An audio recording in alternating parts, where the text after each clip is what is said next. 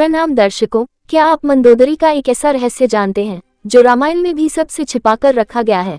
पुलस्त्य ऋषि के पुत्र और महर्षि अगस्त्य के भाई महर्षि विश्रवा ने राक्षसराज सुमाली और तारका की पुत्री राजकुमारी कैशी से विवाह किया था। कैशी के 3 पुत्र और एक पुत्री थी, रावण, कुंभकर्ण, विभीषण और शूर्पणखा। विश्रवा की दूसरी पत्नी ऋषि भारद्वाज की पुत्री इलाविदा थी, जिससे कुबेर का जन्म हुआ। रावण ने दिति के पुत्र मय की कन्या मंदोदरी से विवाह किया, जो हेमा नामक अप्सरा के गर्भ से उत्पन्न हुई थी। विरोचन पुत्र बलि की पुत्री वज्रज्वला से कुंभकर्ण का और गंधर्वराज महात्मा शैलुष की कन्या सरमा से विभीषण का विवाह हुआ था।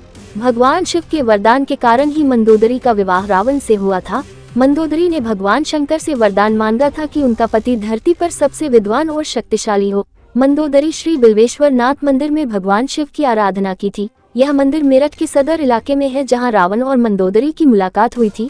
रावण की कई रानियां थी, लेकिन लंका की रानी सिर्फ मंदोदरी को ही माना जाता था। 5 कन्याओं में से एक मंदोदरी को चिरकुमारी के नाम से भी जाना जाता है। अपने पति रावण के मनोरंजनार्थ मंदोदरी ने ही शतरंज के खेल का प्रारंभ किया था। मंदोदरी से रावण को पुत्र मिले अक्षय कुमार, मेघनाद और अतिकाय। महोदर, प्रहस्त, विरूपाक्ष और भीकमवीर को भी उनका पुत्र माना जाता है। एक कथा यह है कि रावण की मृत्यु एक खास बाण से हो सकती थी।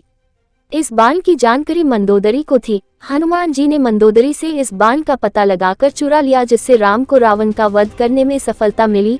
सिंघलदीप की राजकन्या और एक मातृका का भी नाम मंदोदरी था। हालांकि जनश्रुतियों के अनुसार मंदोदरी मध्य प्रदेश के मंदसौर राज्य की राजकुमारी थी। यह भी माना जाता है कि मंदोदरी राजस्थान के जोधपुर के निकट मंदोर की थी, क्योंकि मंदोदरी ने विभीषण से विवाह जब रावण सीता का हरण करके लाया था, तब भी मंदोदरी ने इसका विरोध कर सीता को पुनः राम को सौंपने का कहा था। लेकिन रावण ने मंदोदरी की एक नहीं सुनी और रावण का राम के साथ भयंकर युद्ध हुआ।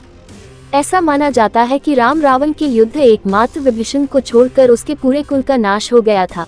रावण की मृत्यु के पश्चात रावण के कुल के विभीषण और कुल की कुछ महिलाएं ही जिंदा बची थी। युद्ध के पश्चात मंदोदरी भी युद्ध भूमि पर गई और वहां अपने पति, पुत्रों और अन्य संबंधियों का शव देखकर अत्यंत दुखी हुई। फिर उन्होंने प्रभु श्री राम की ओर देखा, जो अलौकिक आभा से युक्त दिखाई दे रहे थे।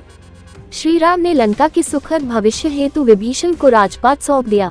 कहते हैं कि अद्भुत रामायण के अनुसार विभीषण के राज्याभिषेक के बाद प्रभु श्री राम ने बहुत ही विनम्रता से मंदोदरी के समक्ष विभीषण से विवाह करने का प्रस्ताव रखा। साथ ही उन्होंने मंदोदरी को यह भी याद दिलाया कि वह अभी लंका की महारानी और अत्यंत बलशाली रावण की विधवा है। कहते हैं कि उस वक्त तो उन्होंने इस प्रस्ताव पर कोई उत्तर नहीं दिया। जब प्रभु श्री राम अपनी पत्नी सीता और भ्राता लक्ष्मण के साथ वापस अयोध्या लौट गए, तब पीछे से मंदोदरी ने खुद को महल में कैद कर लिया और बाहर की दुनिया से अपना संपर्क खत्म कर लिया। कुछ समय बाद वह पुनः अपने महल से निकली और विभीषण से विवाह करने के लिए तैयार हो गई। हालांकि कुछ विद्वानों का मानना है कि इस बात में कोई सच्चाई नहीं है, यह तो मात्र किंवदंतियां हैं।